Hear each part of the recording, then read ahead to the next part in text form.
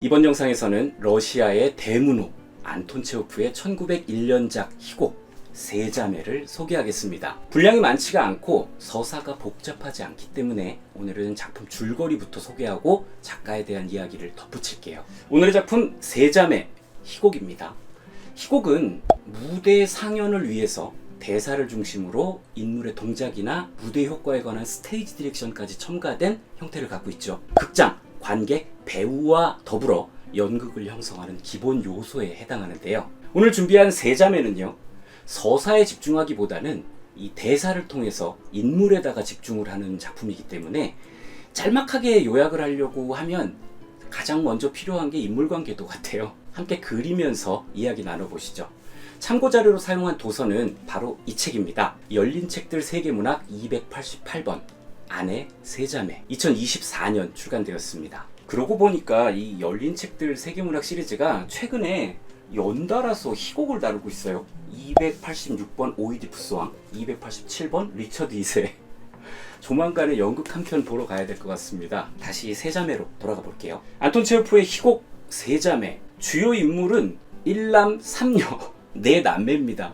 이들의 아버지는 프로조로프 장군으로 그의 사망 일주기에서 이야기가 시작됩니다. 첫째 딸의 이름은 올가, 둘째이자 장남의 이름은 안드레이, 셋째 딸의 이름은 마샤, 넷째 막내딸의 이름은 이리나인데요. 첫째인 올가는 미혼이고요.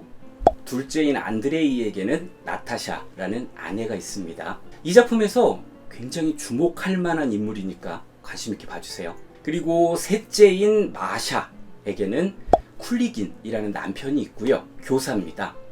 거기에다가 베르시닌이라는 내연남도 있어요. 그는 내남매의 아버지하고도 아는 사이거든요. 나이차가 짐작이 되죠. 그리고 막내 이리나에게는 투젠바흐라는 약혼자가 있어요. 이 사람도 군인입니다. 하지만 안타깝게도 솔련이라는 군인과의 결투로 사망했어요. 이 외에 체브티킨이라는 군의관이 있는데요. 아버지 프로조로프의 지인으로 내남매와는 어린 시절부터 교류가 있었고 지금은 60대의 주정뱅이 아저씨 캐릭터입니다.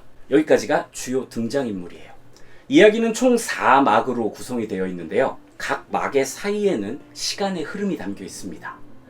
진행은 각 인물의 대사, 조금 비약적으로 설명하자면 신세한탄으로 이루어져 있는데요. 이들의 신세한탄은 작가 안톤 체호프의 작품에 종종 등장하는 희망으로 달려가게 됩니다. 그렇지만 정작 이야기를 읽는 동안에 희망이 선명하게 보이지는 않을 거예요. 이야기는 이들의 아버지 사망 일주기에 형제들이 모두 모이는 장면으로 시작합니다. 이날은 공교롭게도 막내 이리나의 명명일이기도 해요. 아버지를 추모하는 날과 막내의 생일이 같은 날인 거죠. 초반부터 설정이 삐걱삐걱하죠. 이들은 모스크바가 고향입니다. 지금은 다른 도시에 살고 있는데요. 모스크바에서 살던 부유했던 시절이 많이 그리워요. 그래서 삶이 잘 풀려서 모스크바에서 다시 살 날을 기대하고 있습니다. 첫째 올가는 교사로 일을 하고 있는데요. 아직 싱글인 그녀는 일에 찌들어서 지친 삶을 살고 있고 결혼해서 평안한 삶을 살고자 합니다. 그리고 둘째 마샤는 18살이라는 이른 나이에 결혼을 했거든요. 남편으로부터는 지금도 사랑을 받고 있습니다. 하지만 그녀는 남편의 그런 모습이 불만입니다. 따분하다 뭐 그런 거죠. 그래서 다른 남자를 만나고 있어요. 군인인데요. 그를 통해서 모스크바로 가보겠다 이런 겁니다. 셋째 딸 이리나는 워커홀릭입니다. 열심히 일을 하다가 약혼자랑 결혼해서 모스크바로 가겠다 이건데요. 그리고 아들인 안드레이, 교수를 꿈꾸고 있습니다. 그의 아내인 나타샤는요, 결혼으로 인해서 이들과 가족이 된 거죠. 하지만 이 그룹에 쉽게 녹아들지는 못하고 있습니다. 자매들이 그녀에게 그리 우호적이지도 않고요. 그래서 그냥 찌그러져 지내고 있는 입장이에요. 이런 각자의 신세한탄이 대사를 통해서 전해지는데요. 이들은 현실의 삶에서 행복을 못 느끼고 모스크바라는 이상적인 공간을 꿈꾸고 있다. 이런 설정입니다. 그러다가 이들이 꿈꾸던 모스크바가 더 멀어지고 흐려지는 사건이 발생하게 되는데요. 가만 보면 이들 주변에 있는 사람들 다 군인이죠. 맞습니다. 아버지부터 쫙 다 군인이죠.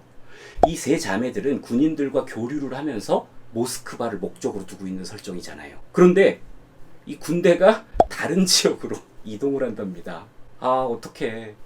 이로 인해서 첫째 올가는 결혼이라는 목적을 상실했고, 둘째 마샤는 내연남과 이별했습니다. 군인이었어요. 셋째 이리나는 이 약혼남의 사망이라는 상황에 처해버렸죠. 거기에 아버지 같던 체브티킨도 이들의 곁을 떠납니다. 군대의 주둔으로 분주했던 가문에 뜻밖의 불행이 찾아온 거죠. 결국 닭 쫓던 개신세가 돼버린 가문. 시간이 흘렀습니다. 첫째 올가는 교사에서 교장으로 승진해서 지긋지긋하던 일을 계속하는 평안한 삶과는 거리가 먼 삶을 살고 있고요. 둘째 마샤는 따분하고 지루하다 이렇게 생각했던 남편하고 계속 살고 있습니다. 셋째 이리나는 결혼도 못하고 노처녀로 홀로 지내고 있어요. 이러한 과정들이 총 4막에 걸쳐서 시간의 흐름과 함께 펼쳐지는데요. 서사가 참 간단하죠. 현실에 만족하지 못하고 이상을 꿈꾸던 이들이 현실에 주저앉아서 살고 있는 신세한탄, 이렇게 보시면 돼요.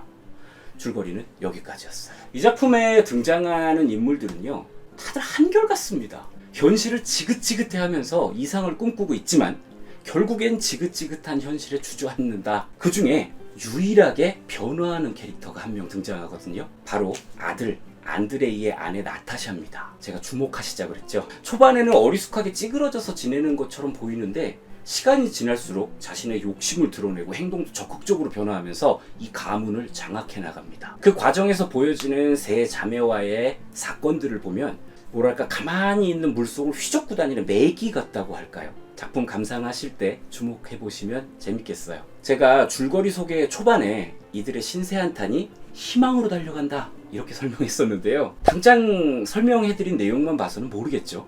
이게 무슨 희망인가? 미래도 보이지 않고 새로운 삶을 펼친 것도 아니고 목적하던 이상은 더 멀어진 채 계속 산다. 이거는 줄거리 요약만 들으셨기 때문에 그렇게 느끼셨을 수도 있어요. 희망은 후반부에 대놓고 등장합니다. 후반부의 등장인물들의 모습은요, 그럼에도 살아가는 모습이잖아요. 한 단어로 말하자면 견디는 삶 정도가 될 것 같은데요. 조금 더 극단적으로 설명해보자면 다 이렇음에도 등장인물 중에 자살하는 인물 없잖아요. 이게 살겠다는 의지거든요. 힘들더라도 인생의 의미를 찾아가면서 살아보자. 이걸 제 개인의 해석이라고만 할 수도 없는 것이 마지막 부분에 첫째 딸 올가가 이런 대사를 합니다. 우리의 시련은 우리 뒤에 살아갈 사람들에게 기쁨으로 바뀌어 지상의 행복과 평화가 찾아올 거야. 우리의 인생은 아직 끝나지 않았어. 살아야 해.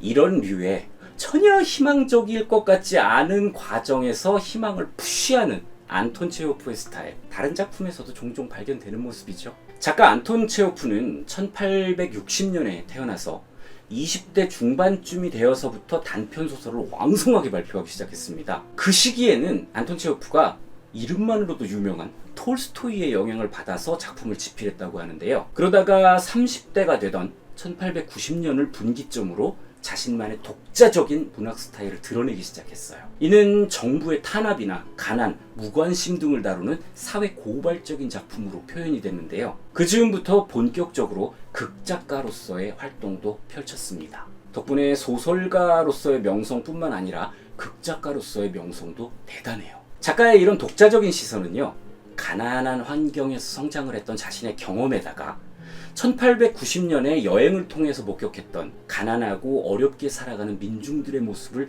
더해서 완성된 것이라고 해요.